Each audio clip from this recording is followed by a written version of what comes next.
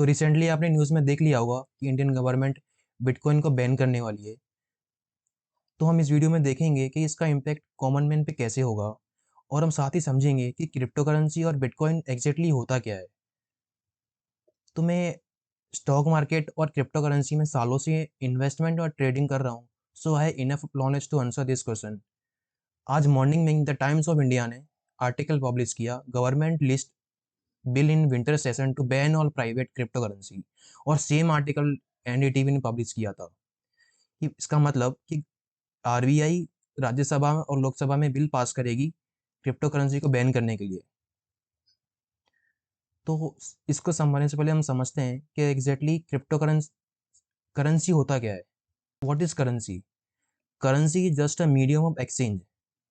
कि मतलब कि अगर हम कोई शॉप पे गए, हमने अगर कुछ बाय किया, फॉर एग्जांपल मिल्क, तो हम उसको एक्सचेंज में कैश देंगे।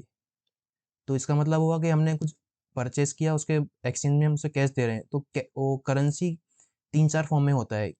कैश में भी हो सकता है, गोल्ड, शेयर एंड बॉन्ड्स में।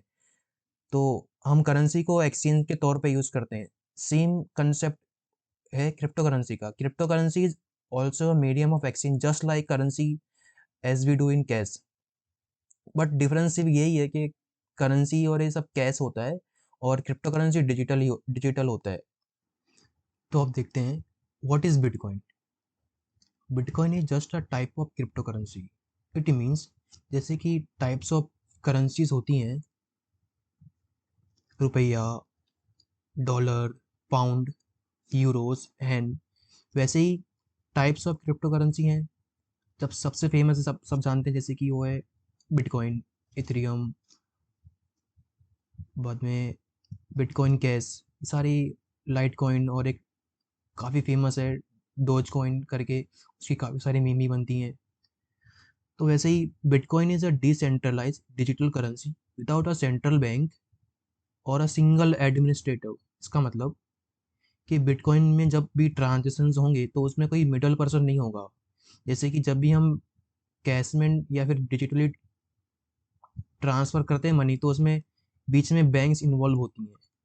तो वैसे ही बिटकॉइन में ऐसा कोई मिडलवेयर या फिर कोई मिडल एजेंट नहीं होता कि जिसमें हम उसके थ्रू हम पेमेंट करें। तो इसकी वजह से ना बिटकॉइन काफ़ी सिक्योर है, और हम बिटकॉइन किसने किसको ट्रांसफ़र की है और कब किया उसको ट्रैक करना लगभग इम्पॉसिबल है। अब आते हैं अपने मेन क्वेश्चन पे, why government has band crypto currency. तो बेसिकली उसको समझने से पहले हमको समझना होगा how RBI works. How much RBI can print money in one year. So Bitcoin is not backed by any gold or silver, hence does not have intrinsic value. It means जब bitcoin create हुए तो उसके पीछे कोई backed value नहीं है, ऐसे gold और सिल्वर। जैसे कि हम जब भी हम कैश प्रिंट करते हैं तो उसके बैक्ड वैल्यू होती है गोल्ड, सिल्वर या फिर जीडीपी। तो हम इसको समझते हैं सिंपल एग्जांपल से। सपोज करते हैं कंट्री है जिसमें 10 कंपनीज हैं और एक कंपनीज में 10 एम्प्लॉयज़ हैं। तो टोटल एम्प्लॉयज़ हुए 100। 10 इंटू 10 इक्वल्स टू 100। 100 एम्प्लॉयज़ हुए टोटल। अगर एक एम्प्लॉय एक दिन में 1000 रुपये का काम करता है, तो 100 एम्प्लॉय एक दिन में कितने रुपए काम करेंगे? तो टोटल रुपीस होगा, टोटल रेवेन्यू होगा, total revenue equals to 100 employ into 1000 rupees. तो ये हो जाएगा 1 लाख। इट मीन्स एक कंट्री है, अगर उसमें 10 कंपनीज हैं और 10 एम्प्लॉयज़ हैं, तो एक दिन का टोटल रेवेन्यू होगा 1 लाख। तो ये एक साल में कितना रेवेन्यू जनरेट करेंगे? 1 लाख इंटू 365 डेज, तो इक्वल्स टू होगा 365 लाख रुपीज़। अगर हम हॉलीडेज और बोनस को इग्नोर कर दें तो ये एक कंट्रीज इमेजिनरी कंट्री एक दिन में 365 लाख रुपीस का रेवेन्यू जनरेट करेगा। इसका मतलब हुआ कि इस कंट्री का जीडीपी हुआ 365 लाख रुपीस। ये इस कंट्री का जीडीपी हुआ। तो फिर आरबीआई को अगर मनी प्रिंट करना है तो वो एक साल में सिर्फ 365 लाख रुपीस ही प्रिंट कर कर सकती है।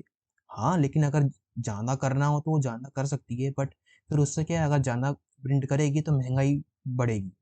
इसलिए आरबीआई जितनी जीडीपी होती है उतनी ही मनी प्रिंट करती है, तो उससे क्या है, बैलेंस रहता है।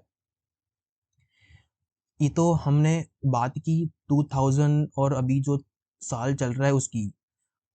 अभी इस तरह से आरबीआई वर्क करती है, जीडीपी की का मेजर करके मनी प्रिंट करती है। बट इन 1800 और 1900 जब भी आरबीआई तो नहीं था, जब भी ऐसी कोई कंपनीज आरबीआई जैसे सेंट्रल बैंक जब मनी प्रिंट करती थी तो उसके पीछे बैक्ड होता था गोल्ड और सिल्वर। तो इवेंचुअली गोल्ड और सिल्वर को इन लोगों ने बंद कर दिया, और फिर अब अगर मनी प्रिंट करना होता है तो हम जीडीपी को देखते हैं। बट प्रॉब्लम क्या है बिटकॉइन में? बिटकॉइन में ऐसे कोई बैक्ड नहीं है कि ना जीडीपी है, ना गोल्ड है, और ना ही सिल्वर है।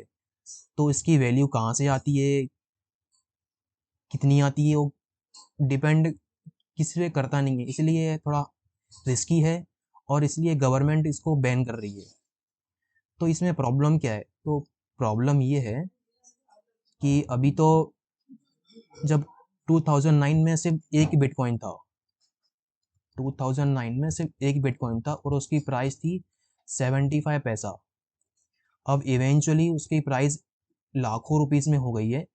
तो कभी कोई माइनर और कभी कोई प्रोग्रामर ने अगर ज़्यादा बिटकॉइन क्रिएट कर दी है तो उससे इवेंचुअली होगा कि ज़्यादा बिटकॉइन आ जाएंगे, और बिटकॉइन की वैल्यू एकदम से नीचे चली जाएगी। तो उससे क्या होगा, इकोनॉमिक्स क्राइसिस आ सकते हैं, जैसे कि हर्षद मेहता के टाइम पे आया था, लेमैन ब्रदर्स में आया था। तो इसकी कोई बैक्ड वैल्यू नहीं है बिटकॉइन की जैसे। और ऐसे सारे इसमें रिस्क हैं आने के इकोनॉमिक क्राइसिस के लिए, इसलिए गवर्नमेंट इसको बैन कर रही है। अब देखते हैं reason number 2, middleman like bank is remove from crypto currency. It means जब भी हम digitally via Paytm UPI payment करते हैं तो वो बैंक के थ्रू होता है। सपोज करते हैं ये सेंडर है और ये रिसीवर है। जब भी ये पर्सन इस पर्सन को मनी ट्रांसफर करेगा तो ये बैंक के थ्रू होता है।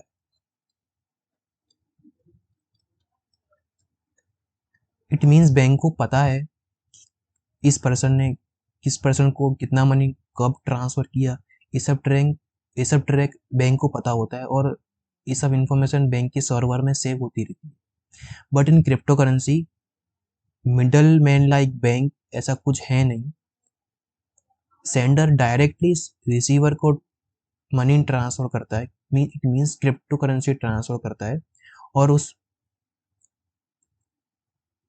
सेंडर ने किसको मनी ट्रांसफर किया और रिसीवर ने किससे मनी रिसीव हुआ वो रिसीवर को भी नहीं मालूम। इट मीन्स के क्रिप्टो करेंसी में इस सब का ट्रैक रखना इम्पॉसिबल है। तो इससे इवेंचुअली प्रॉब्लम क्या है कि टेररिस्ट, ड्रग डीलर्स, ये सब है ना, इस क्रिप्टो करेंसी का यूज़ करके इलीगल काम कर सकते हैं। इसलिए ये काफ़ी कंट्री के लिए काफ़ी हार्मफुल है, इसलिए इस चीज़ को क्रिप्टो करेंसी बिटकॉइन को गवर्नमेंट बैन कर रही है। Reason number 3, it is more beneficial for rich not for average. समझते हैं इसको। इन 2019 एक बिटकॉइन की वैल्यू 75 पैसा थी। अब इवेंचुअली बिटकॉइन की वैल्यू लाखों रुपीस में हो गई है। तो बिना कोई मतलब के आर्टिफिशियल डिमांड क्रिएट करके बिटकॉइन की वैल्यू इंक्रीज कर रहे हैं बड़े बड़े बिजनेसमैन और ये इन्वेस्टर ट्रेडर। तो इसके पीछे कोई इंट्रिंसिक वैल्यू नहीं है, तो it is more beneficial for rich people, not for average. And the value of Bitcoin is increases artificially, so it is not organic. Then it is also harmful for our economics. And last, reason number 4, Bitcoin mining are also require large amount of energy due to consumption of needed for mining. अभी ये आप article देख रहे हैं DCD का. Iran Iran bans bitcoin mining after power cuts. मतलब कि ये बिटकॉइन माइनिंग करने में काफ़ी सारी एनर्जी यूज़ होती है, उसके वजह से इलेक्ट्रिसिटी क्राइसिस ईरान में हो रहे थे, इसलिए उन्होंने अपने कंट्री में बिटकॉइन को पूरी तरह से बैन ही कर दिया है. और नॉट ओनली ईरान, चाइना में तो सालों से उन लोगों ने बिटकॉइन को बैन करके रखा है. तो इवेंचुअली ये सब रीज़न की वजह से अपनी इंडियन गवर्नमेंट भी बिटकॉइन को इंडिया में बैन कर रही है. ये आर्टिकल में हम देख सकते हैं कि India's very on digital currency to be launch very soon, मतलब इंडिया खुद की एक डिजिटल करेंसी बहुत ही जल्दी लॉन्च करने वाली है. बट हमको पता नहीं कि वो बिटकॉइन से कितना डिफरेंट होगा, उसका प्रोसेस क्या होगा और कब तक लॉन्च करने वाली है. Okay, thank you guys. अगर आपको ये वीडियो अच्छा लगे तो प्लीज़ आप लाइक एंड सब्सक्राइब जरूर कीजिए और हमको सपोर्ट कीजिए.